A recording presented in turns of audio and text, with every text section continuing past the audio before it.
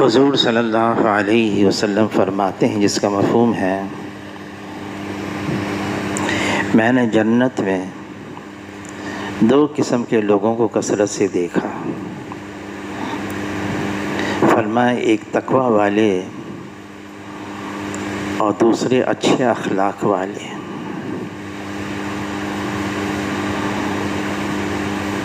فرمایا میزان کے اندر جو سب سے بھاری عمل ہوگا وہ اچھے اخلاق ہوں گے۔ اچھے اخلاق کیا ہیں؟ میں لوگوں کے ساتھ مسکرا کر ملوں، میری طرف سے کسی کو تکلیف نہ پہنچے، میں لوگوں کو نفع پہنچاؤں، اچھے اخلاق ہیں۔ مسکرا کر ملنا، حضور صلی اللہ علیہ وسلم فرماتے ہیں کسی نیکی کو کم نہ سمجھو، اگرچہ کسی سے خندہ پیشانی سے پیش آنا ہی ہو۔ عائشہ رضی اللہ تعالیٰ عنہ فرماتی ہیں حضور صلی اللہ علیہ وسلم مستقل غمزدہ رہتے تھے، بلکہ رات کو تو حضور صلی اللہ علیہ وسلم اس غم کے اندر کہ میرے بعد میری امت کا کیا بنے گا، کیا ہوگا، ایسے روتے تھے کہ ان کے سینے مبارک میں سے ایسی آواز آتی تھی جیسی ابلتی ہوئی ہنڈیا میں سے آواز آتی ہے۔ یہ تو گھر کا حال تھا، لیکن ایک صحابی فرماتے ہیں حضور صلی اللہ علیہ وسلم ملاقاتیں کرتے، میں نے حضور صلی اللہ علیہ وسلم سے زیادہ مسکرا کر ملاقات کرنے والا کسی کو نہیں دیکھا۔ مسکرا کر ملتے تھے، اور حضور صلی اللہ علیہ وسلم جب مسکراتے تو ان کے دندان مبارک سفید، آبدیدہ سفید، اور ان کے سامنے کے دانتوں کے درمیان میں ذرا فصل تھا۔ ایک صحابی فرماتے ہیں میں دیکھتا تھا کہ ان سامنے کے دانتوں کی فصل سے نور پھوٹتا ہے۔ حضور صلی اللہ علیہ وسلم نے علی رضی اللہ تعالیٰ عنہ سے فرمایا علی، تمہیں اولین و آخرین کے بہترین اخلاق بتاؤں؟ کوئی ظلم کرے تو اس کو معاف کرو، کوئی برائی کرے تو اس کے ساتھ بھلائی کرو، کوئی عطا سے محروم رکھے تو اس کو عطا کرو۔ شیخ شہاب الدین سہروردی رحمۃ اللہ علیہ بزرگ گزرے ہیں اہل اللہ میں سے، فرماتے ہیں کہ اچھے اخلاق کیا ہیں؟ فرمایا اچھے اخلاق یہ ہیں کہ آدمی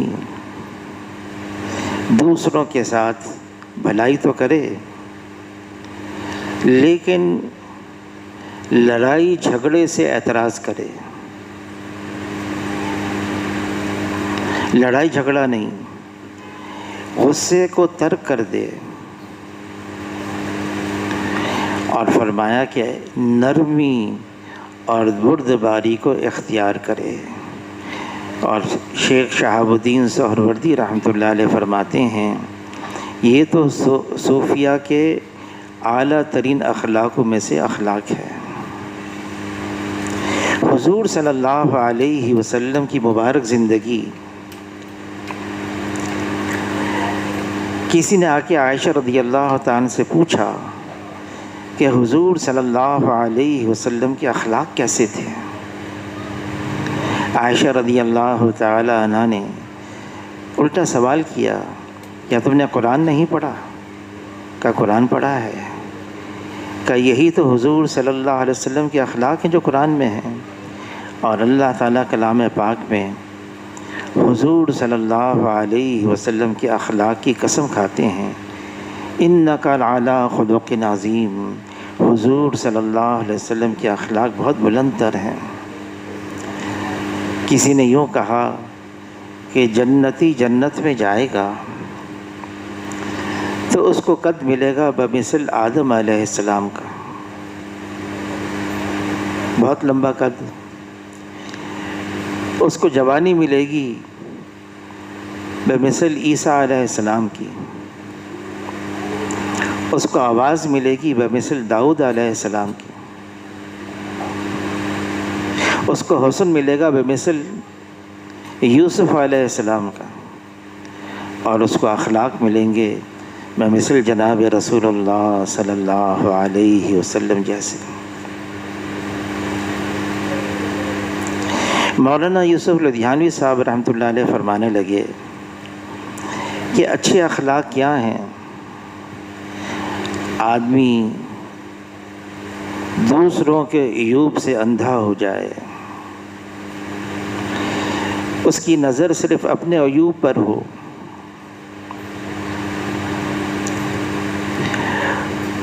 اس کی نظر کہیں غلط جگہ نہ دیکھے،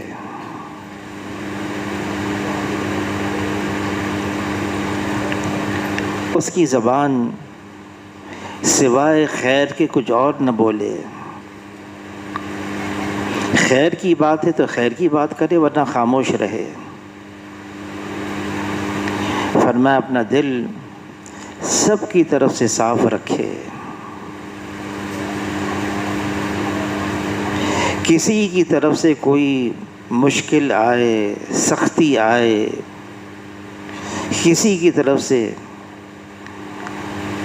کوئی ایسی بد اخلاقی آئے، اس کے رد عمل میں وہی انداز اختیار نہ کرے،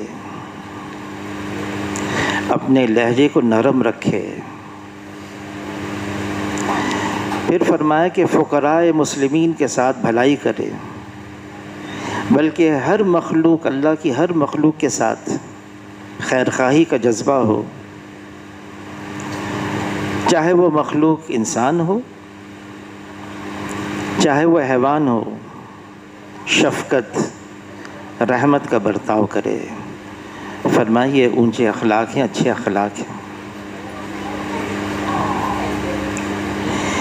بد اخلاقی کے اندر سب سے بڑا تعلق یہ زبان کا ہے۔ صحابی نے عرض کیا، اے اللہ کے رسول مجھے کوئی نصیحت فرمائیں، تو حضور صلی اللہ علیہ وسلم نے اپنی زبان مبارک کو دو انگلیوں کے درمیان، اپنی دو انگلیوں کے درمیان پکڑ کر فرمایا کہ اس کی حفاظت کرنا۔ حاجی صاحب، حاجی عبدالوہاب صاحب مشورے میں فرمانے لگے، آدمی عمل کرتے کرتے جنت کے اتنا قریب ہو جاتا ہے، ایک بالشت کا فصل رہ جاتا ہے، بس اتنا قریب آ جاتا ہے۔ لیکن اس سے کوئی ایسی بات ہو جاتی ہے، کہاں جنت کے اتنا قریب اور جہنم کے گڑھے میں پہنچ جاتا ہے۔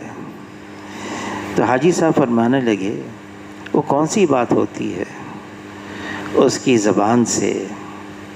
زبان سے ایسی بات نکل جاتی ہے جس سے امت میں تفرقہ، لڑائی جھگڑے ہو جاتے ہیں۔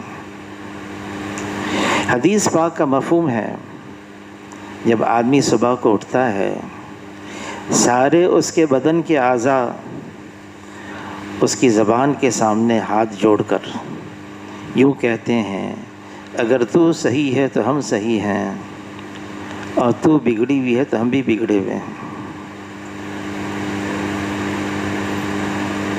فرمایا نیزے کی کاٹ کا زخم یہ بھر سکتا ہے، لیکن زبان کے بول کی کاٹ کا زخم یہ نہیں بھرتا، یہ کبھی نہیں بھرتا۔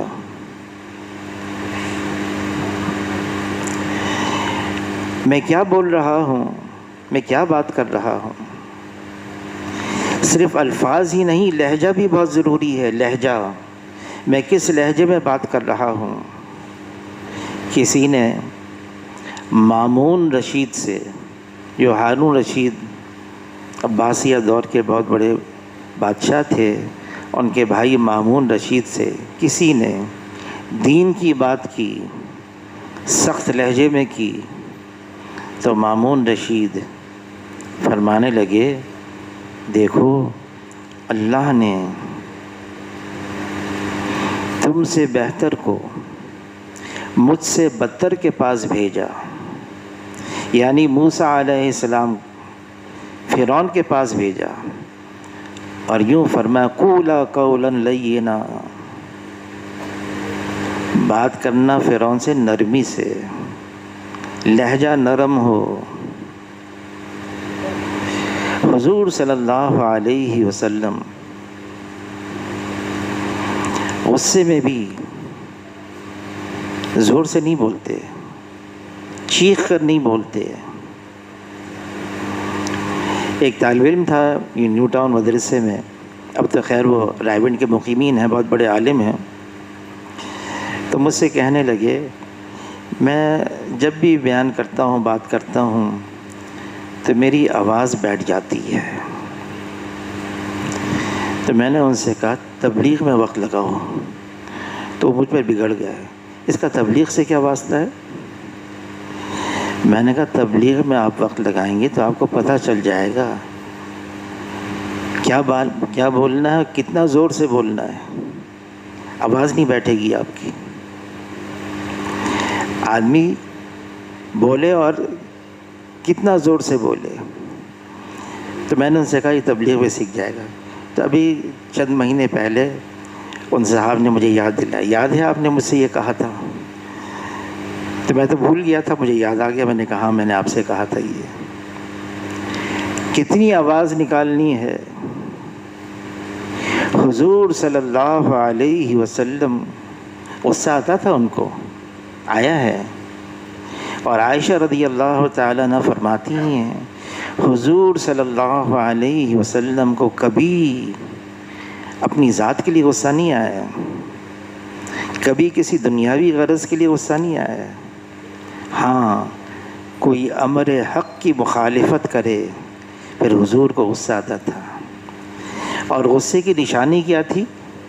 حضور صلی اللہ علیہ وسلم کے دونوں بہوں کے درمیان، آبروں کے درمیان ایک رگ تھی، وہ پھول جاتی تھی، صحابہ سمجھ جاتے تھے کہ حضور صلی اللہ علیہ وسلم کو غصہ آ گیا ہے، لیکن ذات کے لیے نہیں، دنیاوی کام کے لیے نہیں۔ اور عائشہ رضی اللہ تعالیٰ عنہ فرماتی ہیں جب حضور صلی اللہ علیہ وسلم کو غصہ آتا تو کوئی حضور صلی اللہ علیہ وسلم کے غصے کی تاب نہیں لا سکتا تھا،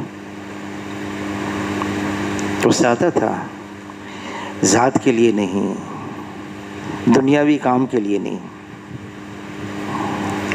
جھگڑا یہ ہمیشہ خیر اور برکات کی محرومی کا سبب بنتا ہے، ہمیشہ۔ مدینہ منورہ میں مسجد نبوی کے ذرا فاصلے پر ایک مسجد ہے، اس کا نام ہے مسجد اجابہ۔ وہاں پر حضور صلی اللہ علیہ وسلم نے 3 دعائیں مانگی تھی، 2 قبول ہو گئیں، ایک وہ قبول نہیں ہوئی، انکار فرما دیا۔ وہ کون سی دعا تھی کہ اللہ تعالیٰ نے قبول نہیں کی؟ حضور صلی اللہ علیہ وسلم نے ایک دعا مانگی، اے اللہ میری امت میں آپس میں لڑائی جھگڑے نہ ہوں، یہ قبول نہیں ہوئی۔ علماء حضرات فرماتے ہیں اس کا کیا مطلب ہے؟ اس کا مطلب کیا یہ ہوا کہ ہم لڑتے جھگڑتے رہیں؟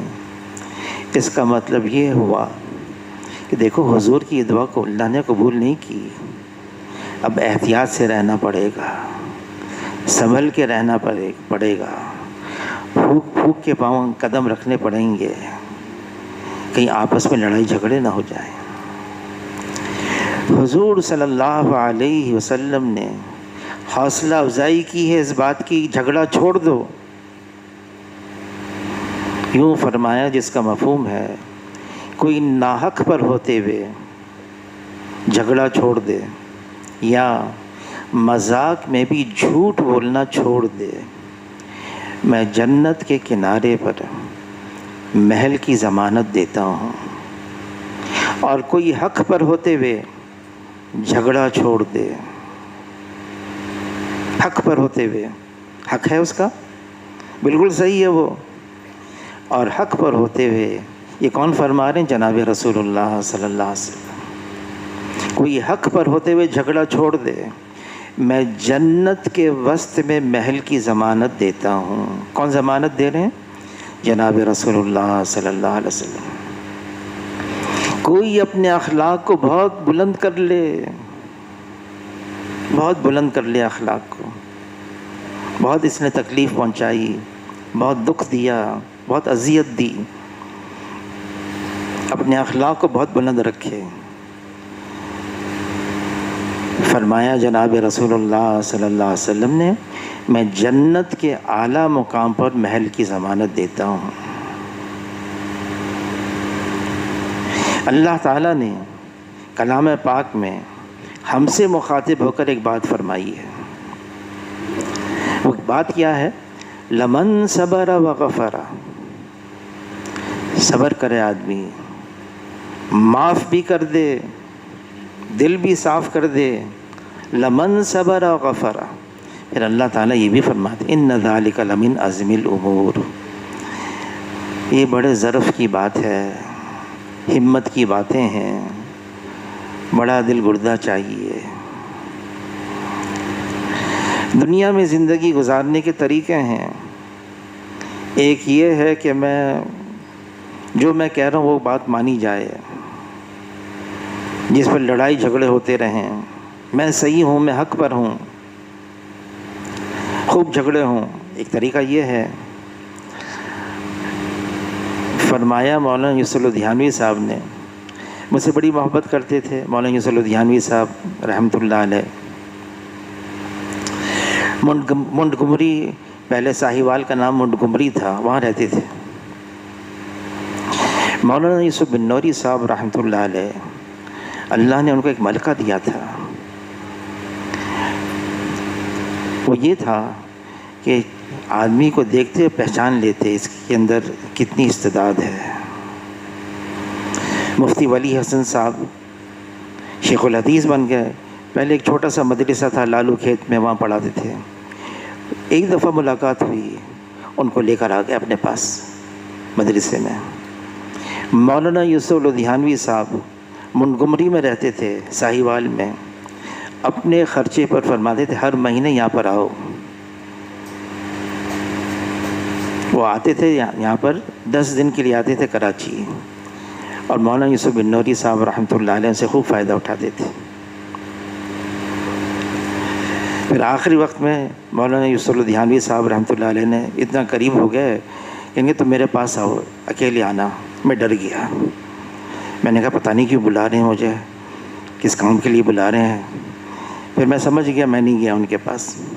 بہرحال مولانا یوسف لدھیانوی صاحب رحمۃ اللہ علیہ نے فرمایا کہ جب جھگڑا ہوتا ہے نفسانیت غالب آ جاتی ہے۔ کہیں بھی جھگڑا ہو، 2 فریق ہیں یا اس سے زیادہ ہیں، آپس میں لڑ رہے ہیں، جھگڑا ہو گیا، پھر فرمانے لگے نفسانیت کیوں غالب آ جاتی ہے؟ ہر فریق کا یہ جذبہ ہوتا ہے میں غالب آ جاؤں اور دوسرا مغلوب ہو جائے، نیچے آ جائے، یہ جذبہ ہوتا ہے کہ یہ نفسانیت ہے۔ میں غالب آ جاؤں، میں اونچا ہو جاؤں، اس کے لیے جیسے اللہ نے فرمایا لمن صبر وغفر ان ذالک لمن عزم الامور، ظرف بڑا چاہیے، تو بڑے ظرف کی کیا نشانی ہے؟ فرمایا جو اعلیٰ ظرف کے ہوتے ہیں ہمیشہ جھک کر ملتے ہیں کہ سرائی سر نگو ہو کر بھرا کرتی ہے پیمانہ۔ عاجزی، انکساری، تواضع، جس شاخ میں پھل لگے ہوئے ہوتے ہیں درخت کے، وہ شاخ جھکی ہوئی ہوتی ہے، ان پھلوں کے وزن کی وجہ سے جھک جاتی ہے۔ جو اکڑی ہوئی رہتی ہے پھل نہیں لگتے اس میں۔ تواضع اختیار کرنا۔ حاجی امداد اللہ مہاجر مکی رحمۃ اللہ علیہ فرماتے ہیں اتفاق کی بنیاد مل جل کر رہنے کی بنیاد، افہام تفہیم کے ساتھ رہنے کی بنیاد یہ تواضع ہے، انکساری ہے، عاجزی ہے، چھوٹا بن کر رہنا۔ اور فرمایا افتراق کی بنیاد، لڑائی جھگڑے، اس کی بنیاد تکبر، بڑائی، میں بھی کچھ ہوں، میری بھی کوئی حیثیت ہے، یہ بنیاد ہے آپس کی لڑائی کے۔ آپس کی لڑائی دیکھیں، میاں بیوی بھی اگر ان کو اکٹھا رہنا ہے، مل کر رہنا ہے، الفت کے ساتھ رہنا ہے، جڑ کر رہنا ہے، بہت ساری باتوں میں افہام و تفہیم کرنا پڑے گا۔ افہام تفہیم میں کیا ہوگا؟ عاجزی، جھکنا ہوگا۔ کوئی کہتا ہے میں تو صرف اللہ کے سامنے جھکتا ہوں، ٹھیک ہے، لیکن حضور صلی اللہ علیہ وسلم فرماتے ہیں جو مسلمانوں کے آگے تواضع اختیار کرے، من تواضع للہ، اللہ تعالیٰ اس کو بلندی عطا فرماتے ہیں، عزت دیتے ہیں۔ مولانا یوسف کاندیلوی رحمۃ اللہ علیہ فرمانے لگے کسی مسلمان کے آگے جھک جانا یہ تو عزت ہے۔ اپنی عزت کو ضائع کرنا نہیں، بلکہ اپنی عزت کو پانا ہے۔ کسی مسلمان کے آگے جھک جانا، کیوں مسلمان کے آگے جھک جانا؟ کہ عبداللہ ابن عمر رضی اللہ تعالیٰ عنہ بیت اللہ کی طرف اشارہ کر کر فرمانے لگے، اے بیت اللہ، تمہاری عزت، تمہاری حرمت سے میں واقف ہوں، میں جانتا ہوں تمہاری عزت، تمہاری حرمت، لیکن میں یہ بتانا چاہتا ہوں ایک مسلمان کی عزت اور حرمت تم سے کہیں زیادہ ہے۔ ایک مسلمان، اس کی عزت اور حرمت یہ بیت اللہ سے زیادہ ہے۔ ایک بزرگ تھے، عالم تھے، افغانستان کے، ہجرت کر کے مدینہ منورہ چلے گئے، شاہ اسحاق صاحب رحمۃ اللہ علیہ۔ ان کا واقعہ آتا ہے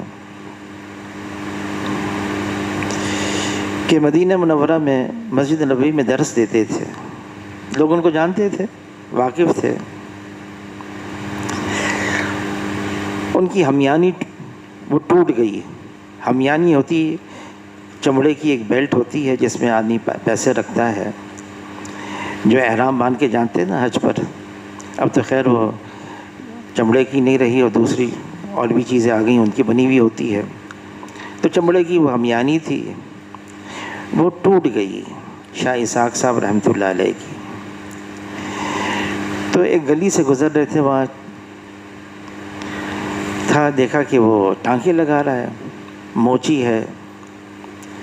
شاہ اسحاق صاحب نے اپنی ہمیانی، اس کی جیب خالی کی پیسوں سے، پیسے اپنے پاس رکھے، ہمیانی دے دی کہ اس کے میں ٹانکا لگا لو۔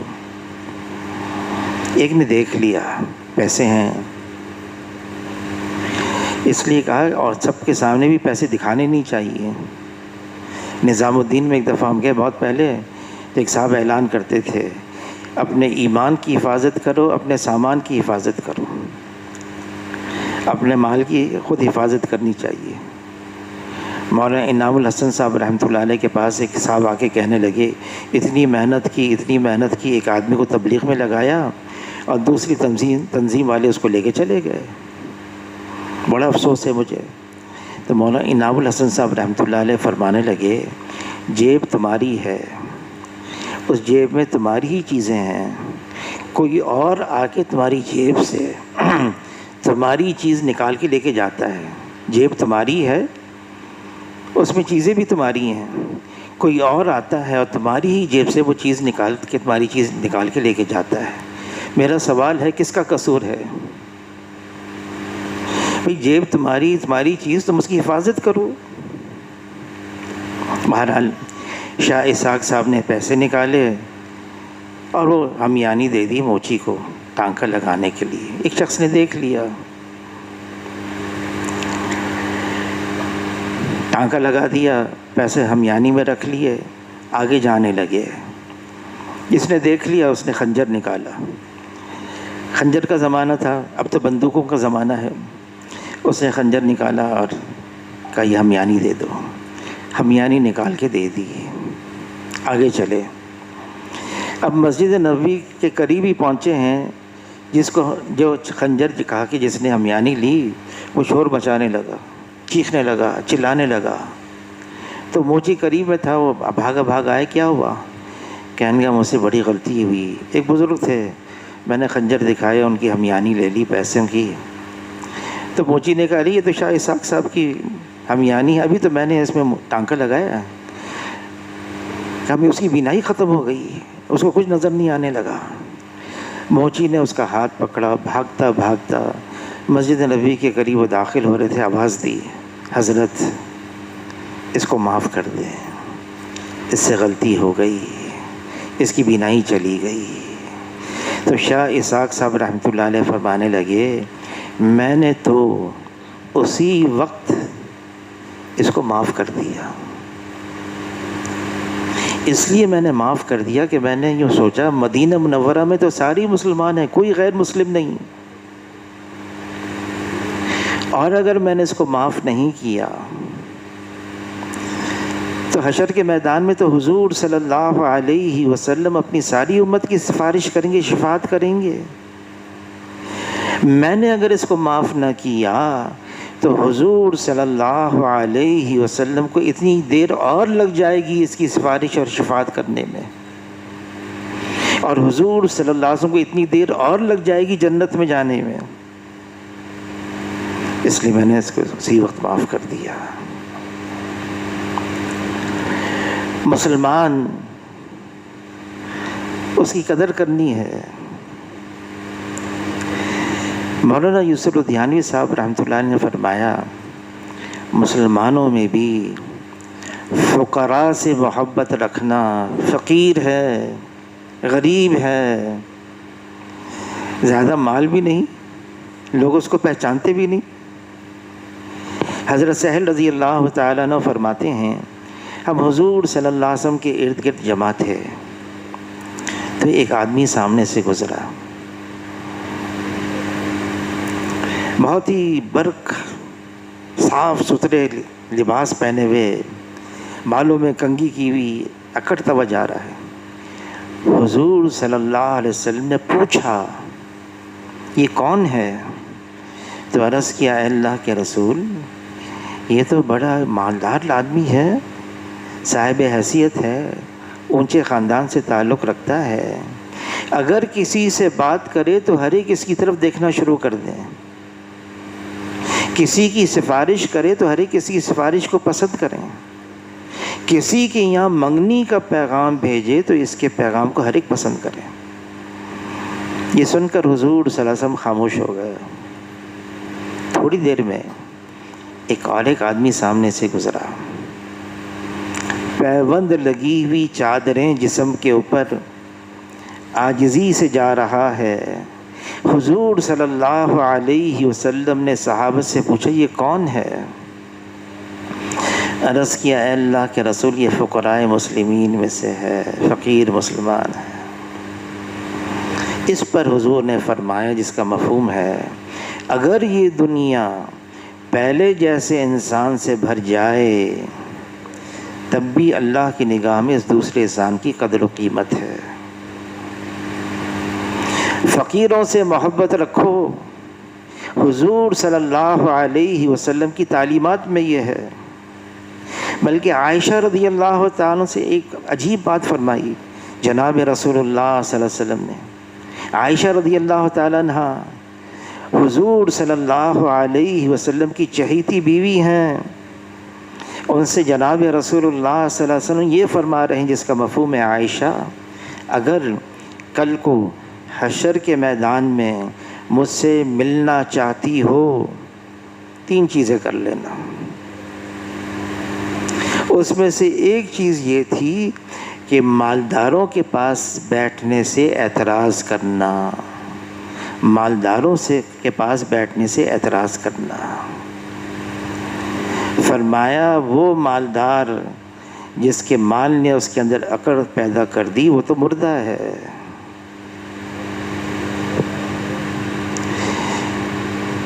جب صحابہ نے مکہ مکرمہ سے چند صحابہ نے حبشہ ہجرت کی اور نجاشی بادشاہ نے ان کا اکرام کیا، ان کو پناہ دی، تو مشرکین مکہ نے بھی کہا کہ بھئی ان کو وہاں سے نکالا جائے۔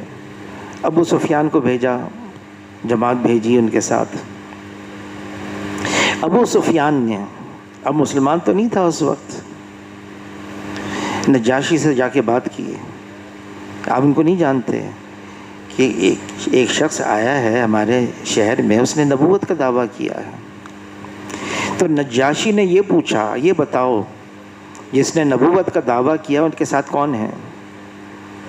کہ ان کے ساتھ تو غریب غربا، فقیر فقراء ہیں، جوان ہیں۔ تو نجاشی نے کہا یہی نبوت کی نشانی ہے، یہی نبوت کی نشانی ہے۔ رائے کے اندر حاجی صاحب کے پاس جماعت آئی ہے، زمینداروں کی جماعت، اور وہ کہنے لگے ہم جہاں جاتے ہیں وہاں کے بڑے بڑے لوگوں سے ملتے ہیں، افسران سے، مالداروں سے، ایسے لوگوں سے ملتے ہیں کہ عام آدمیوں سے مل بھی نہیں سکتا۔ اس پر حاجی صاحب نے فرمایا ہماری دین کی بنیاد تو غریب ہے۔ ٹھیک ہے، ہر آدمی کو تبلیغ میں لگانا ہے، ہر آدمی کو دین پر لے کر آنا ہے، کسی کو نہیں چھوڑنا، لیکن ہماری دین کی زمین، ہماری دین کی بنیاد تو غریب غربا ہیں۔ پاکستان بنا، کراچی دارالحکومت تھی، بڑے بڑے افسران آ گئے، کراچی میں رہتے تھے، تبلیغ میں بھی لگ گئے۔ حاجی بشیر صاحب ہیں، بہت سارے لوگ، بڑے بڑے افسر، وابڈا کے بھی، ریلوے کے بھی، گشت کا ہے، دوسرا گشت کرنا ہے۔ کسی نے کہا بھائی یہ افسران ہیں، ان کو ایسے علاقے میں بھیجو، ایسے علاقے میں صاف ستھرا ہو، ڈیفنس کا علاقہ، کلفٹن کا علاقہ۔ حاجی صاحب نے کہا، فرمایا ان کو لیاری بھیجو، لیاری۔ اس وقت لیاری کے اندر گدھے بہت تھے اور لید ساری جگہ، اور تنگ گلیاں، اور گٹر ان کا اولتا تھا، اتنے موٹے موٹے چوہے نظر آتے تھے پھرتے ہوئے۔ کہا ان کو وہاں بھیجو۔ بھائی مشتاق صاحب تھے مرحوم، کہا ان کی یہ جماعت لے کے جاؤ، وہاں گشت کرو۔ تو بھائی مشتاق صاحب فرمانے لگے میں نے دیکھا ہر ایک نے رومال نکال لیا ناک کے اوپر، اور وہ تھے، اور ایسے احتیاط سے اپنے کپڑے سمیٹتے ہوئے جا رہے تھے گلیوں کے اندر، کوئی چھینٹا نہ لگ جائے، کوئی گند نہ لگ جائے۔ حاجی صاحب نے فرمایا کہ فقیر فقراء یہی ہمارے دین کی بنیاد ہے۔ حضور صلی اللہ علیہ وسلم جو غریب ہوتے تھے نا بڑا اکرام کرتے تھے ان کے۔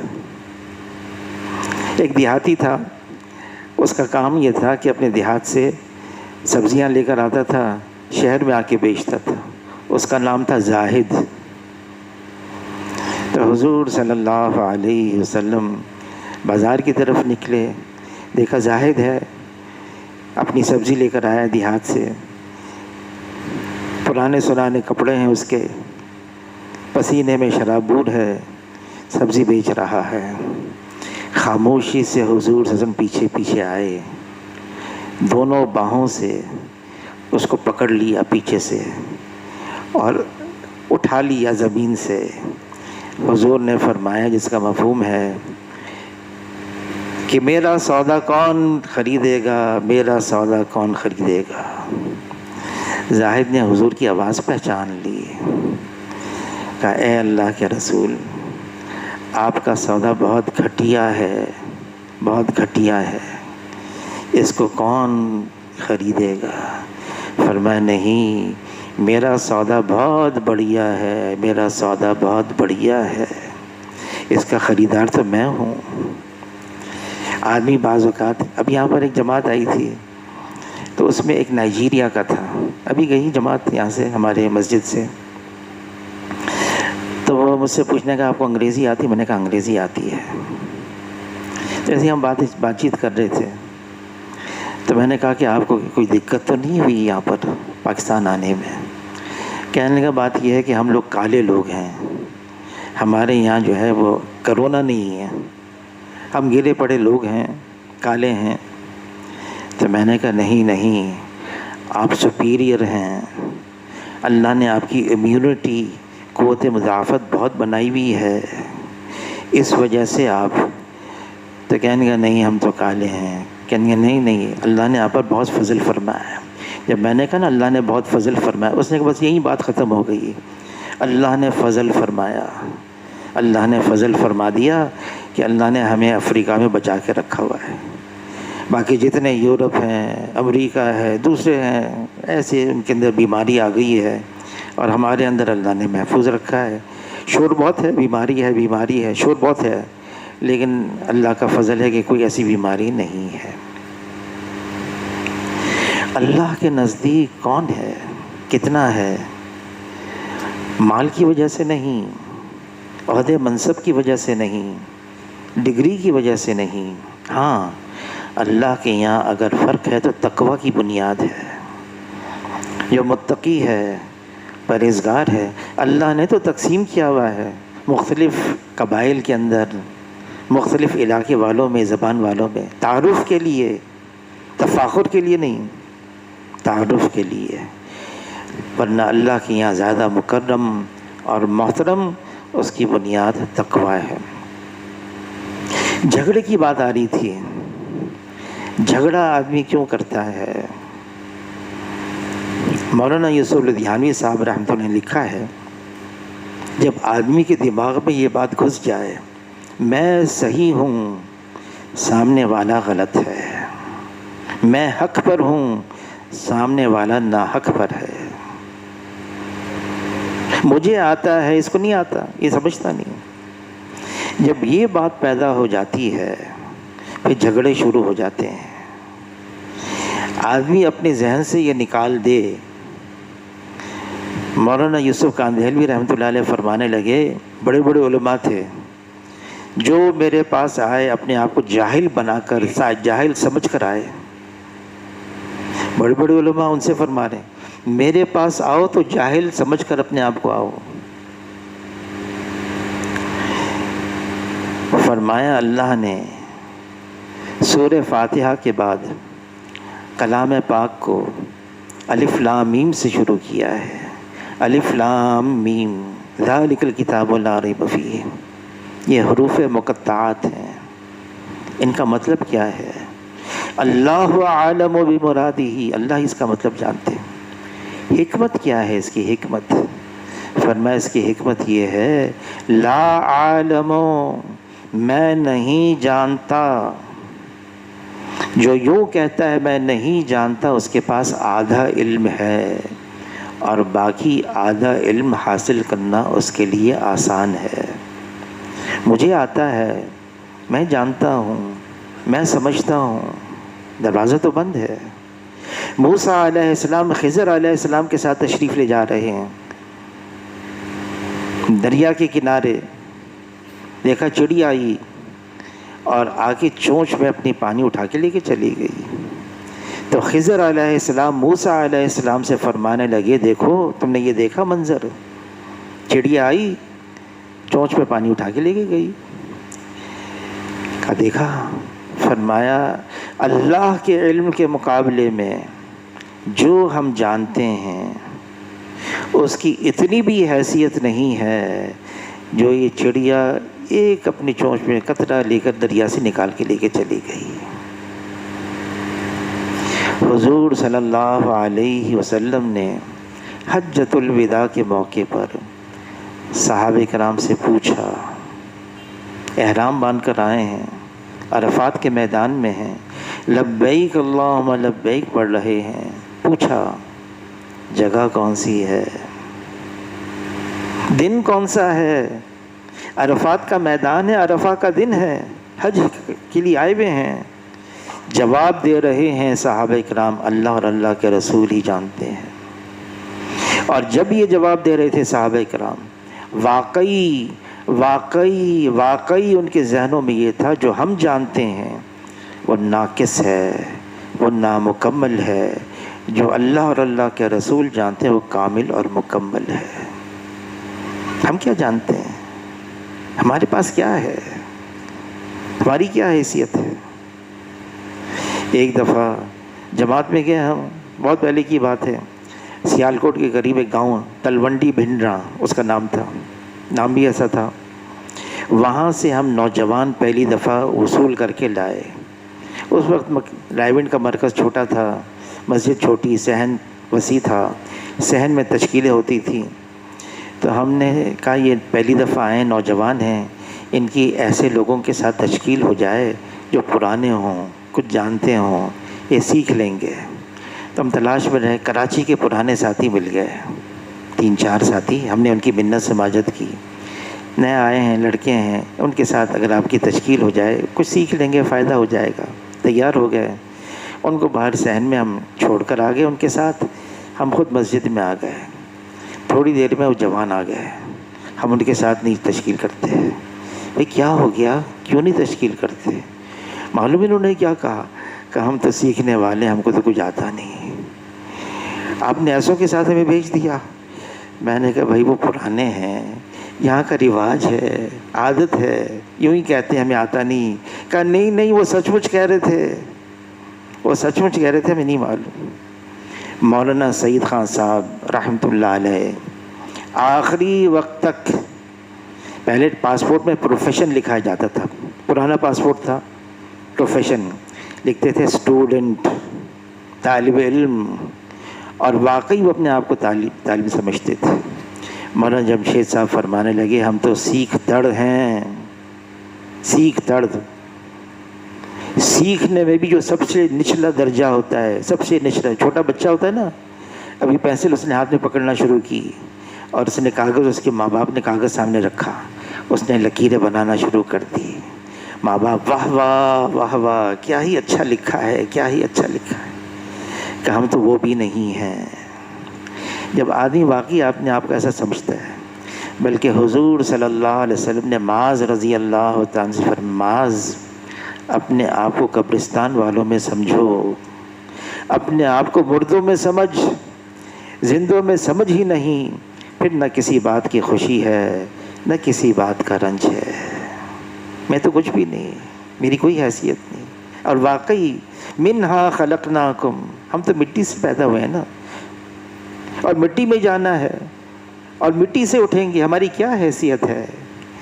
آدمی جھگڑتا ہے، لڑتا ہے، میں بھی کچھ ہوں، میں صحیح ہوں، میں حق پر ہوں۔ اس امت کو جو سب سے زیادہ نقصان پہنچا ہے وہ آپس کی لڑائی جھگڑے سے پہنچا ہے۔ اللہ نے کلام پاک میں فرمایا ہے، جس کا مفہوم ہے لڑنا نہیں، جھگڑنا نہیں، ورنہ کم ہمت ہو جاؤ گے، تمہاری ہوا اکھڑ جائے گی۔ جو ملت کفر ہے وہ تو سب جمع ہو گئے، اکٹھے ہو گئے، اور جو ملت ایمان والے ہیں وہ تو بکھرے ہوئے ہیں۔ جو ایک خدا کے ماننے والے ہیں وہ تو الگ الگ ہیں، جو مختلف خداؤں کے ماننے والے وہ تو اکٹھے ہو گئے۔ کیا ہوا؟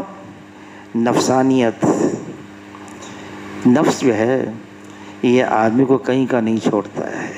جب نفس شامل ہو جائے نا، سارا عمل ضائع، سارا عمل بیکار ہو جاتا ہے۔ یہ نفس ایسا، یہ تو مرتے مرتے بھی نہیں مرتا ہے، ہر چیز میں اپنا حصہ لیتا ہے، ہر چیز میں اپنا حصہ لیتا ہے۔ نفس کی مخالفت، علی رضی اللہ تعالیٰ عنہ فرماتے ہیں عبادتوں میں سب سے اچھی عبادت نفس کی مخالفت ہے اللہ کے حکم کے لیے۔ نفس کا تقاضا اٹھا، آدمی اس کو دبائے، نفس کی بات پورا نہ کرے، یہ نفس کا مجاہدہ ہے، اور اللہ نے وعدہ کیا ہے والذین جاہدوا فینا لنہدینہم سبلنا، جو مجاہدہ اختیار کرتے ہیں نفس کو قابو کرنے کے لیے، ایسوں کے لیے اللہ تعالیٰ ضرور بضرور، لام تاکید نون تاکید، لنہدینہم سبلنا، ایسوں کے لیے ہدایت کے راستوں کو کھول دیتے ہیں، ہدایت کے راستوں کو۔ نفس کی مخالفت، نفس کی نہیں ماننی ہے۔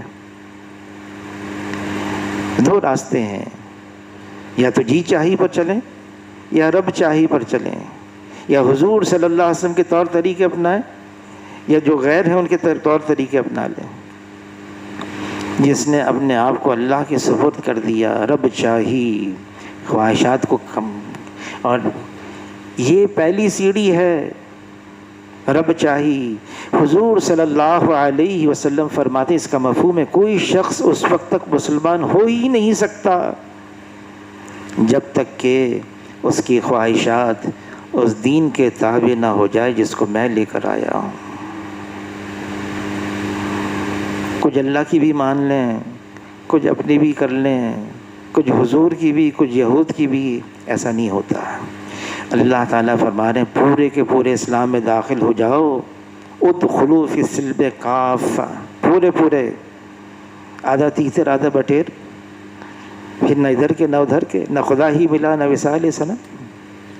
یہ تو پورے کے پورے مکمل طور سے، اس کے لیے کوشش بھی کرنی ہوگی اور اللہ سے مانگنا بھی ہوگا، اے اللہ مجھے ایسا بنا دے، کامل مکمل طور سے۔ یہ دین ضمانت دیتا ہے، دنیا اور آخرت کی کامیابی کا دین ضمانت دیتا ہے، اور دین کے لیے خواہشات کو چھوڑنا ہوگا، نفسانیت کو چھوڑنا ہوگا، من مانی کو چھوڑنا ہوگا۔ پھر ملے گا کیا؟ دنیا بھی اور آخرت بھی ایسی آسانی والی، خوش فہمی، خوشحالی، آدمی اس میں صرف لگا رہے، مال مل جائے، نقشے مل جائیں، عہدے مل جائیں، منصب مل جائے، ڈگری مل جائے، سب بیکار، سب یہیں رہ جائیں گے۔ اگر آدمی چاہتا ہے میری زندگی خوشگوار ہو دنیا کی، بغیر اللہ کی اطاعت کے زندگی خوشگوار بن نہیں سکتی۔ یہ اللہ کا اعلان ہے، من اعرض عن ذکری فإن له معیشا ضنکا۔ اللہ کو چھوڑ کر زندگی گزارو گے، من مانی والی زندگی، اللہ فرما رہے ہیں زندگی پریشانی والی ہوگی، زندگی مصیبت والی ہوگی، زندگی ناکامی والی ہوگی، زندگی تنگ ہو جائے گی۔ اللہ کو چھوڑ کر، نظام تو اللہ چلا رہے ہیں، یہ کائنات کا نظام اللہ کے قبضے میں ہے۔ اللہ کے علاوہ کوئی ہستی نہیں جو اللہ کے حکم کے بغیر یہاں کچھ کر سکے۔ ایک پتا بھی اس دنیا میں اللہ کے حکم کے بغیر ہل نہیں سکتا ہے۔ کائنات کا ذرہ ذرہ اللہ کے حکم میں جکڑا ہوا ہے۔ فیصلہ اللہ کا ہے، حکم اللہ کا ہے، غلبہ اللہ کا ہے، ہوگا وہ جو اللہ چاہیں گے، اور اللہ کی چاہت ہر چیز پر غالب ہے۔ اس لیے ہمیں اپنی من مانی سے، نفسانیت سے، خواہشات سے نکلنا ہوگا۔ اس کے لیے اللہ سے دعا بھی مانگنی ہوگی، وہ اسباب بھی اختیار کرنے ہوں گے، وہ طور طریقے بھی اپنانے ہوں گے، وہ ماحول اور فضا میں بھی رہنا ہوگا جس میں ہمارے لیے حضور صلی اللہ علیہ وسلم کا لایا ہوا دین، اس پر چلنا آسان ہو جائے۔ اللہ تعالیٰ ہم سب کو قبول فرما لے۔ یہ کیا کہہ رہا تھا؟